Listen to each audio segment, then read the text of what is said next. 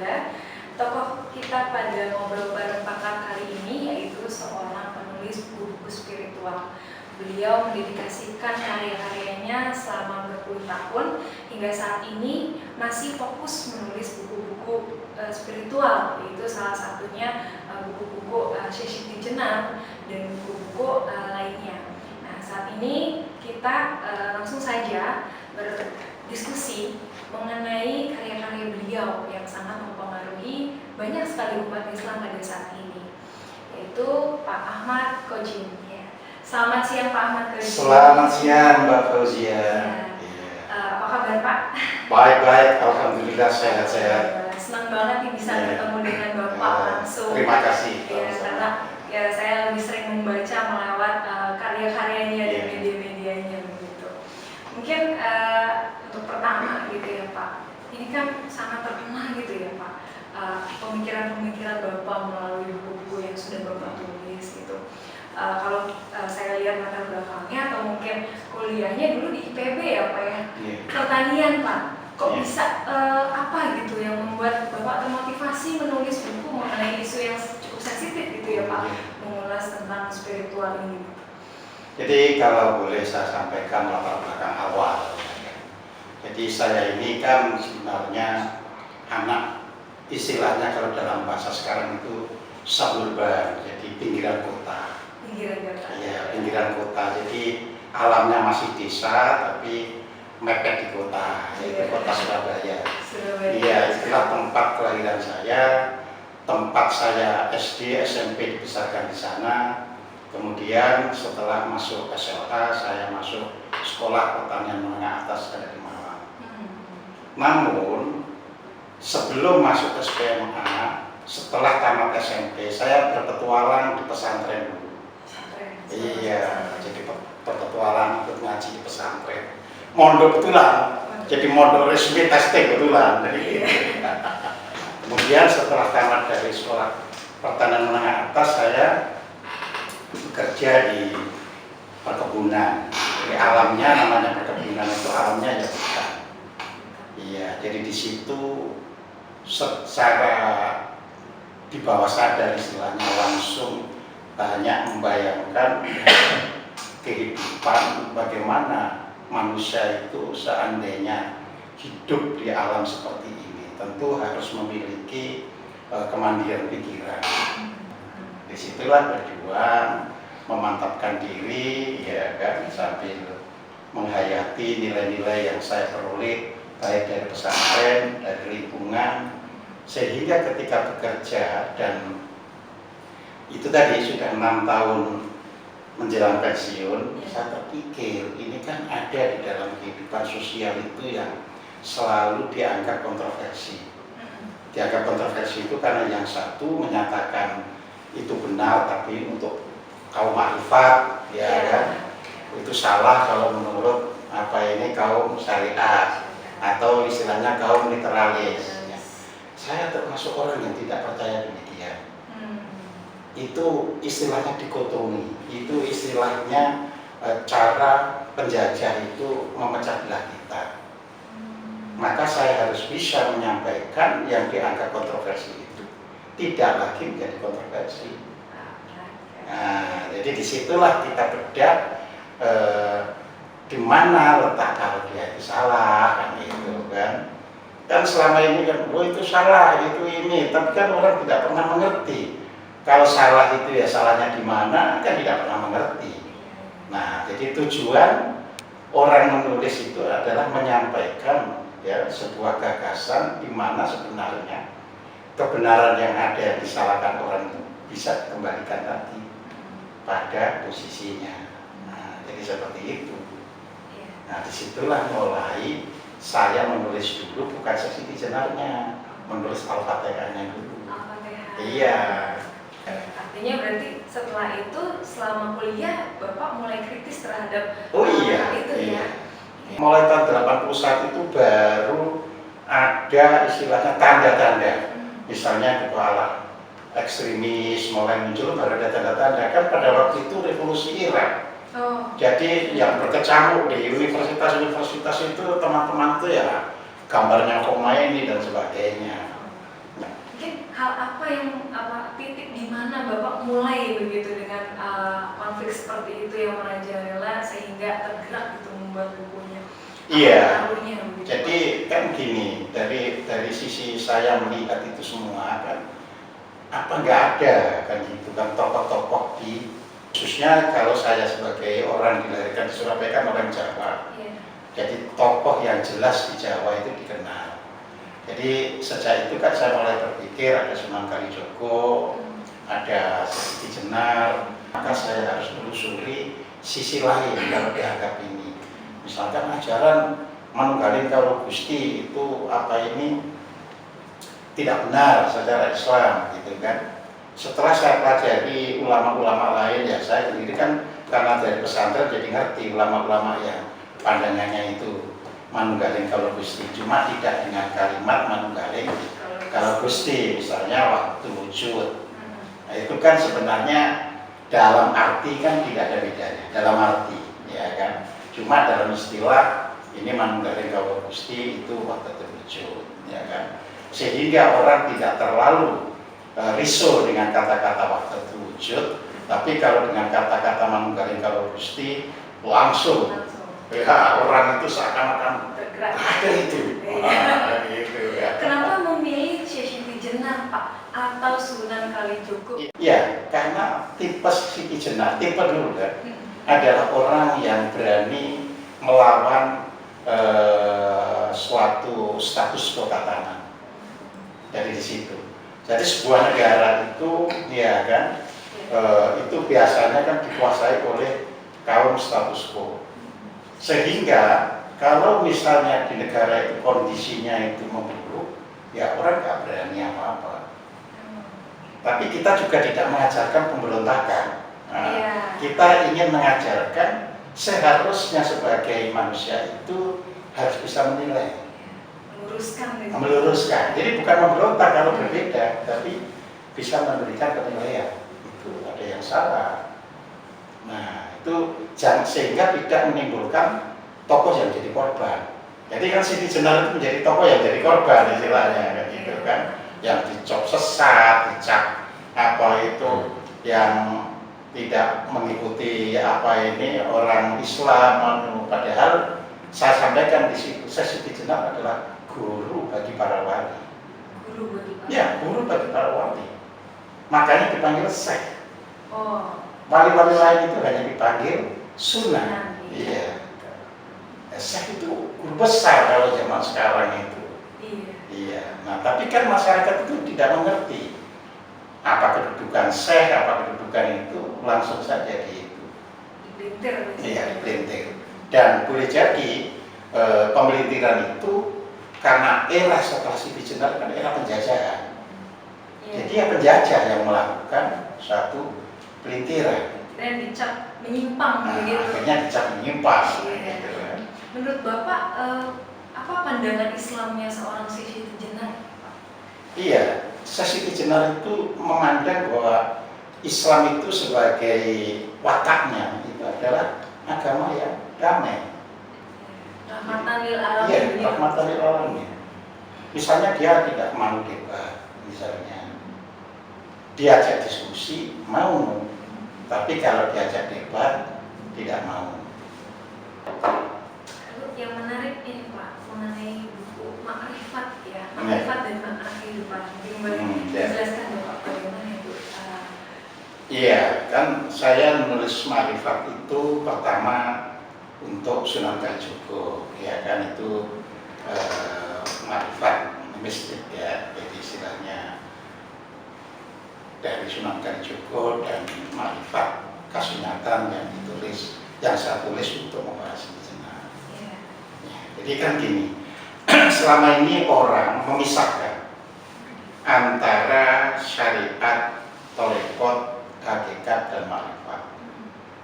Itu dipisahkan itu tentunya ya kan dari pihak musuh. Musuh berarti bukan orang Islam, berarti yang mencoba supaya orang Islam itu tidak bisa bersatu dalam berbagai macam atau keanekaragamannya. Jadi kita harus bisa memiliki standar bahwa Islam itu adalah keragaman dalam kesatuan, ya kan? Keragaman dalam Kesatuan dan orang yang bersatu dalam aneka keragaman. Aslinya Islam itu.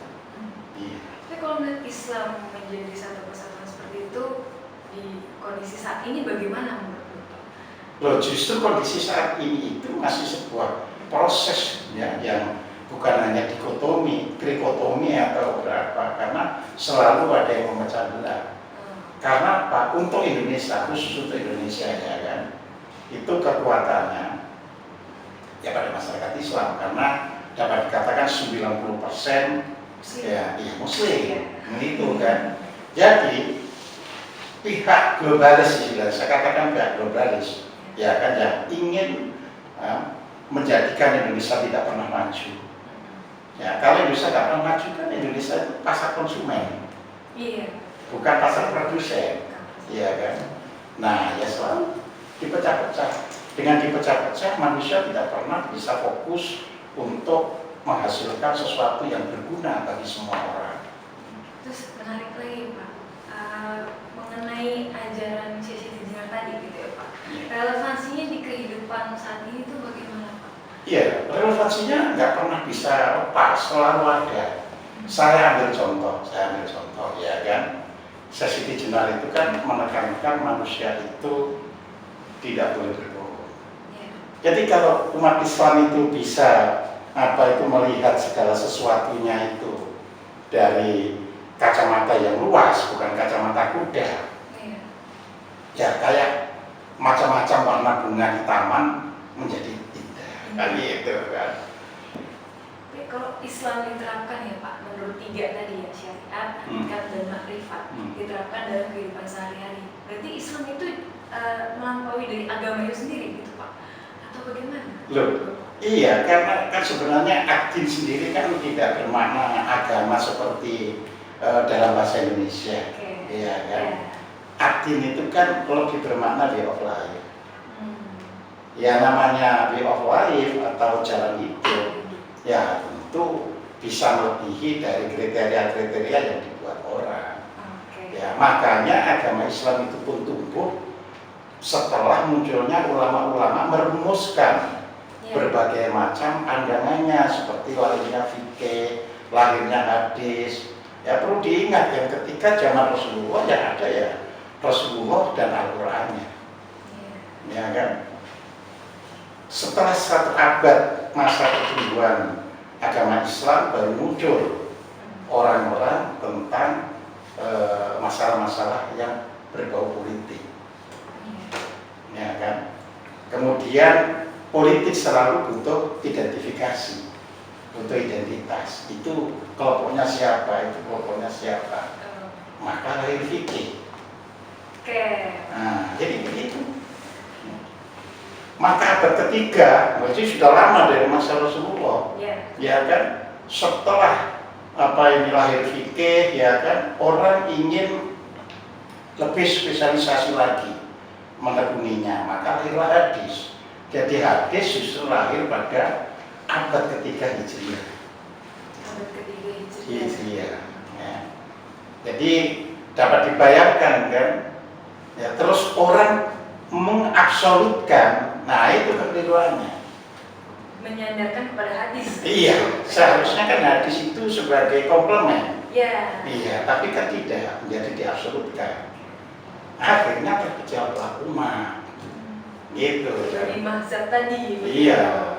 Tapi menurut Bapak, Syekh Dinar ini apakah dia menjalankan Islam menurut Rasulullah gitu, ataupun sesuai dengan sunnah Rasul maksudnya gitu? Loh, ya tentunya dia mengikuti dong, kan Syekh Dinar itu sendiri ya bukan hanya belajar di di Jawa, dia belajar di Arab juga.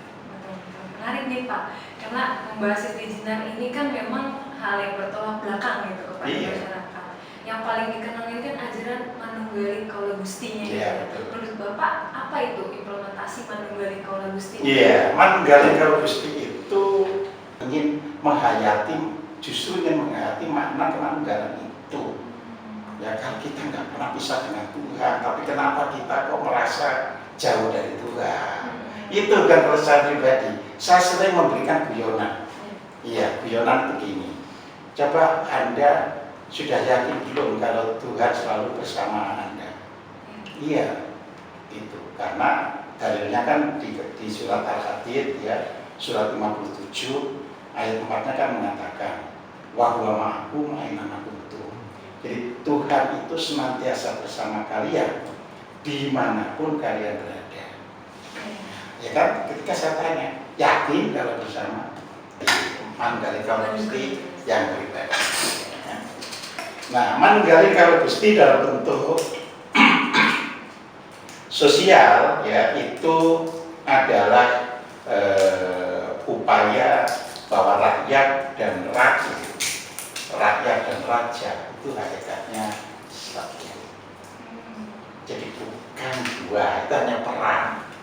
Jadi peran saja, yang satu berperan sebagai ratu, yang satu berperan sebagai rakyat. Jadi dalam hal ini makanya Siti Jenar mengatakan kang anembah sinembah, kang amuji pinuji. Jadi siapa yang menyembah pada hakikatnya dia yang disembah. Siapa yang memuji pada hakikatnya dia juga dipuji.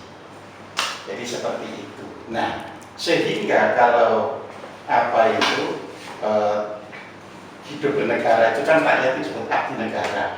Iya kan? Iya, kalau menjalankan dengan benar gitu kan ya.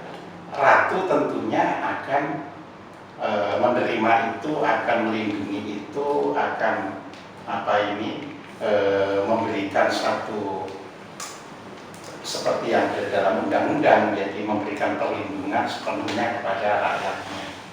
Begitu pula rakyat, ya kan, kalau ratunya itu sudah mengatur dengan baik semuanya, nah dia ganti harus juga mendukung, ya, dia harus juga melakukan apa yang telah digariskan oleh pihak ratu. Jadi itu penyatuan. Nah, disitulah lahir bahasa Jawa, tapi dari kosakata Arab. Yang di Arab itu nggak pernah ada, yaitu rakyat. Jadi iya, rakyat itu bahasa Arab. Ya. Tapi orang di Arab sendiri nggak ada itu kata rakyat itu. Iya, karena kalau di sana kan umat atau kaum. Iya. Jadi di sini rakyat, ya kan. Nah, jadi rakyat itu artinya orang yang bisa dipimpin. Dari kata roh itu pemimpin, ya kan. Nah, gitu kan. Kan rasa kalau orang perkara misalnya baca kuno tidak disebutkan, kalau di video rasio kan nggak ada kan gitu kan. Tapi hanya rasa saja yang main.